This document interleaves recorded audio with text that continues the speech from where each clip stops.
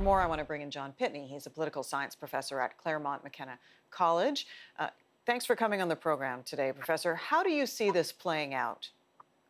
The shutdown is going to last at least for a couple of more days and very possibly past the New Year's holiday.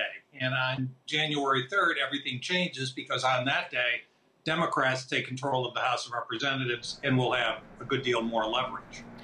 And so, in your opinion, do you think the funding for the wall is going to happen?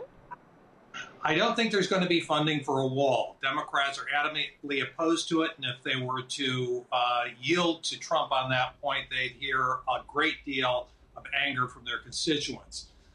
But there is some room for compromise on the broader issue of border security. I expect in the end there will be some additional funding for border security, for technology, for personnel, and that's the way this will end. But that end is not going to happen in the next 48 hours.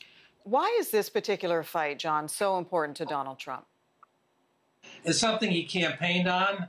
When he appears at rallies, his supporters chant, "Build the wall, build the wall."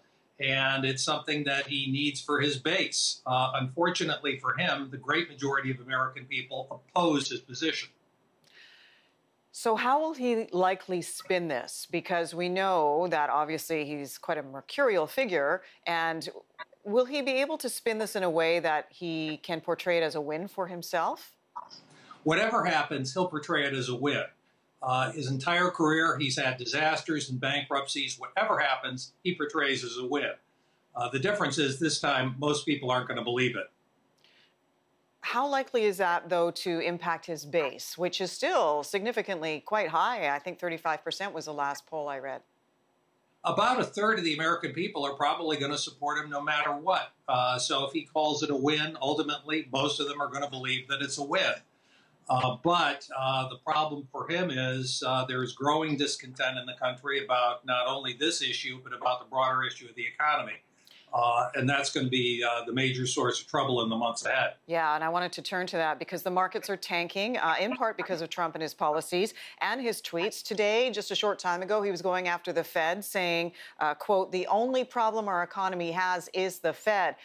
What do you make of that? And doesn't it seem like he's trying to influence the Fed, obviously, but he's not supposed to have any control over that segment of the American economy? That's right. And during the weekend, the administration did a couple of very bad things. One, there was a story that he wanted to fire the head of the Fed, which is extremely doubtful that he has the power to do. They tried to tamp that down, but then the Secretary of the Treasury made things worse by saying that he had been in touch with the heads of the major banks and got reassurance that there was lots of liquidity, which is something that nobody was worried about until he tried to reassure them. So this is a classic case of a reassurance that caused panic. How does he survive this part of where his presidency is at, John? Well, he just better hope that the broader economy continues to be strong. It has been strong in 2018. But if it takes an economic downturn in 2019, very difficult to see how he could survive that. Normal voters may be able to look past scandals, but they can't ignore an economic downturn. And that, perhaps, is the greatest danger to Donald Trump's presidency. Fascinating insight. John Pitney, a political science professor at Claremont McKenna College. Always good to talk to you. Thank you.